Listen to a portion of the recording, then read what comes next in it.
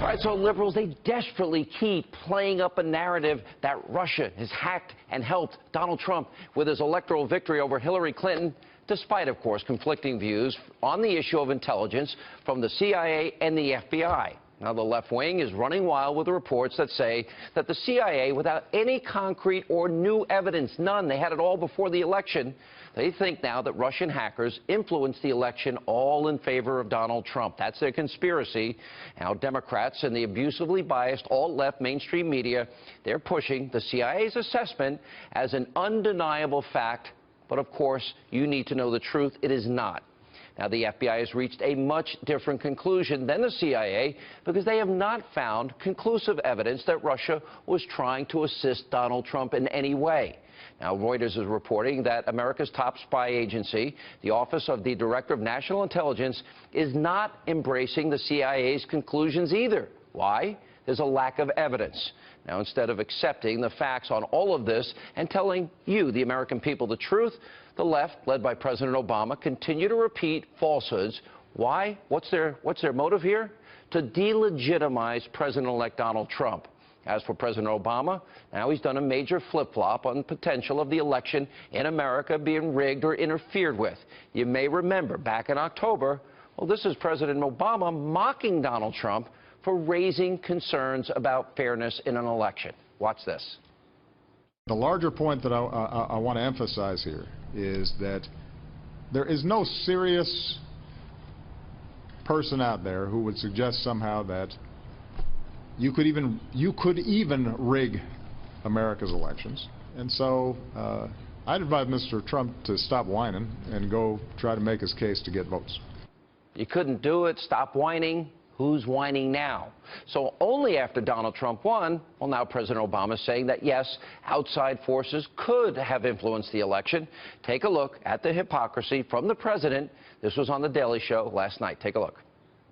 Russia trying to influence our elections dates back to the Soviet Union. What they did here, hacking some emails and releasing them, is not a particularly fancy brand of espionage or propaganda.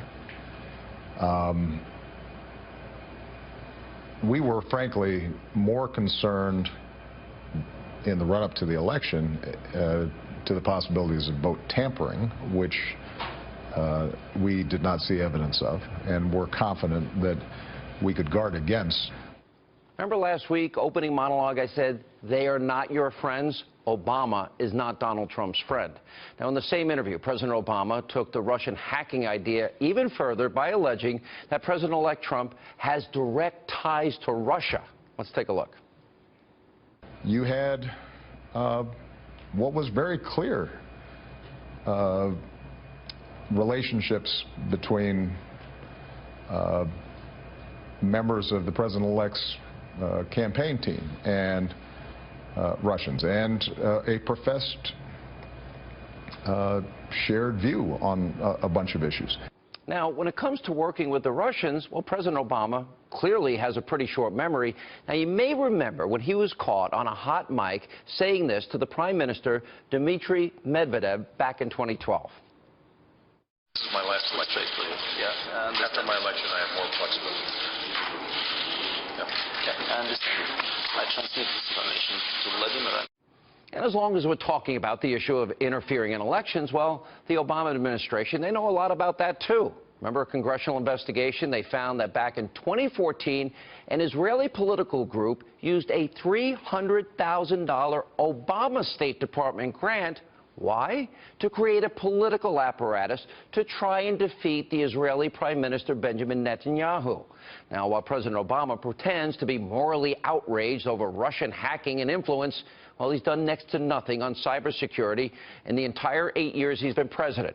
Now, despite several massive attacks, by the way, on the federal government during that time frame, for example, since 2012, hackers have attacked NASA, the Department of Energy, the FEC, commission networks, the U.S. Postal Service, the National Oceanic and Atmospheric Administration. They've hacked the White House, the State Department, the Department of Defense, the IRS, and the Office of Personnel Management.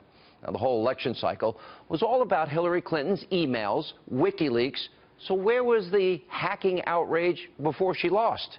Now, on this show, we have been warning that something needs to be done, which is why I've been saying often and criticized often for saying that we need to learn from Julian Assange and WikiLeaks and actually try and fix the problem. Remember, he hacked into NASA and the Department of Defense when he was only 16 years old. Well, that's not going to happen any time before January 20th, because here's the simple truth that you've got to remember. The president doesn't care about hacking. All he cares about, after 8 years of doing nothing, is to undermine and delegitimize Donald Trump's presidency.